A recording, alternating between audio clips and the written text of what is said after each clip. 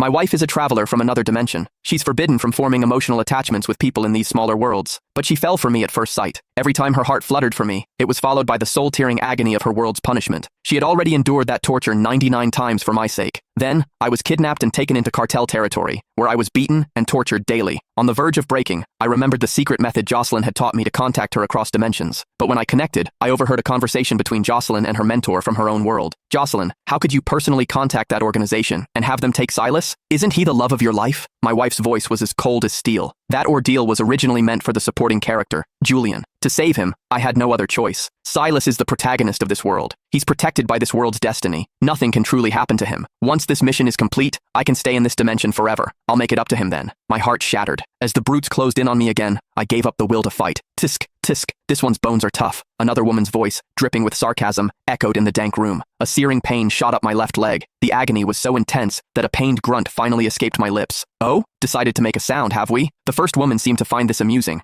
I forced my eyes open. The woman leaning over me was caked in garish makeup, her face twisted with a sick excitement. She brandished a red-hot iron rod in front of my face, then shoved it violently into my chest. Ah! I screamed. It felt like my insides were boiling, the burning sensation spreading through every nerve in my body. That's more like it. It's no fun if you don't scream, the woman cackled, satisfied. She then pressed the rod against the other side of my chest. I clenched my jaw, fighting to stay silent. I knew the more I struggled, the more they enjoyed it. All I could do was endure, praying for it to end. They'd already severed the tendons in my wrists and ankles. I was nothing but a broken toy for them to abuse. Which number is this? Have we used 8 different instruments yet? It was Jocelyn's voice, clear and crisp as always, coming through the connection. This is the 7th. Does it really have to be so exact? Her mentor asked, a hint of pity in her tone. You know Silas was the one who saved you back then. Why are you so determined to repay this debt to Julian? My eyelashes trembled. During that landslide years ago, I was the one who clawed through the rubble to dig her out. I carried her to safety before collapsing from exhaustion. When I woke up, she insisted that Julian was her savior. No matter how I tried to explain, she wouldn't believe me. It turns out, it wasn't that she didn't believe me. She was doing it on purpose. Marrying Silas already betrayed Julian's devotion to me. I don't want him to suffer through this too, Jocelyn said. If a man goes through something like this, his life is ruined. Jocelyn sighed, her voice filled with a hollow guilt. Lying on the filthy plank of wood, I laughed until tears streamed down my face. She knew this would ruin a man's life, yet she was still so heartless. She claimed to love me, but she was the one who pushed me into this hell. Did her betrayal not count? A sharp pain erupted in my abdomen. I gasped for air, but all that came out was blood. One of the men across the room yelled in panic. What's wrong with him? Is he dying? Her mentor's voice grew tense. Jocelyn, Silas is fading.